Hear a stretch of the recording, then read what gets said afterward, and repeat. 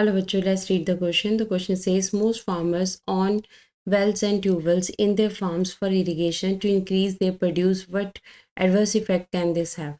देखिए क्वेश्चन में हमसे कहा जा रहा है कि मैक्सिमम जो हमारे पास फार्मर्स हैं उनके पास खेतों में अपने वेल्स हैं, ट्यूबवेल्स हैं, जिससे वो इरिगेशन करते हैं और अपनी प्रोडक्शन को बढ़ाते हैं. तो इसका हमें एडवर्स इफेक्ट, नेगेटिव इम्पैक्ट जो है वो बताना है. Let's read about the option. Option A says falling groundwater level adversely affecting water availability. तो हमारे पास क्या है कि जो ग्राउंड वाटर है वो लेवल डाउन हो जाएगा और इसका हमारे पास वाटर अवेलेबिलिटी के ऊपर असर पड़ेगा. सेकेंड है imbalance in minerals for the soil. इससे क्या होगा कि मिनरल्स जो हैं वो इम्बैलेंस हो जाएंगे.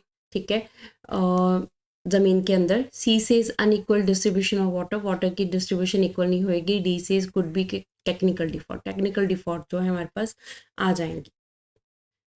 Let's read about the answer. Answer says in India maximum farmers are having their own wells and tubewells for the irrigation purposes as rainfall is uncertain. देखिए हमारे पास मैक्सिमम जो एरियाज़ हैं वहाँ पे फार्मर्स के पास अपने ट्यूबवेल्स और वेल्स हैं, क्योंकि हमारे देश में जो रेनफॉल है वो कुछ ही टाइम के लिए होती है और वो अनसर्टन होती है. कई बार टाइम के ऊपर आती है, कई बार नहीं आती है.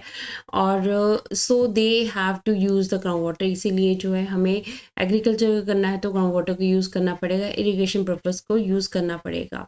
But when ground water is used for irrigation purpose the level of ground water also comes down. ठीक है, अगर हम इरिगेशन पर्पज़ के लिए ग्राउंड वाटर को यूज़ करते हैं तो क्या होता है, पानी का लेवल जो है वो कम हो जाता है ग्राउंड वाटर का.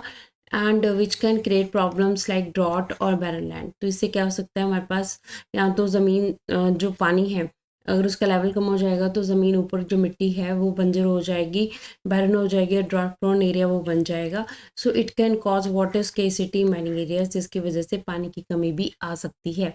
जैसे अगर हम एग्जांपल की बात करें तो पंजाब, हरियाणा, हाँ, और यूपी के कुछ एरियाज जो हैं यहाँ पर काफ़ी ज़्यादा इरिगेशन के लिए जो है ग्राउंड वाटर को यूज़ किया जाता है. तो यहाँ पे पानी का लेवल जो है वो बहुत कम होना स्टार्ट हो चुका है.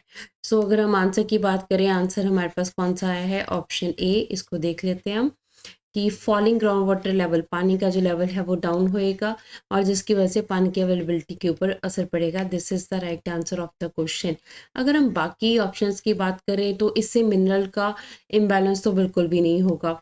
अनइक्वल डिस्ट्रीब्यूशन ऑफ वाटर की भी नहीं होएगी, क्योंकि ग्राउंड वाटर है हमारे पास, ग्राउंड वाटर हम यूज़ कर रहे हैं. सो टेक्निकल डिफॉल्ट्स भी नहीं होएंगे. तो हमारे पास राइट आंसर जो है this is option A. Falling groundwater level adversely affecting water availability. Hope so you understood the question as well as the answer. Thank you.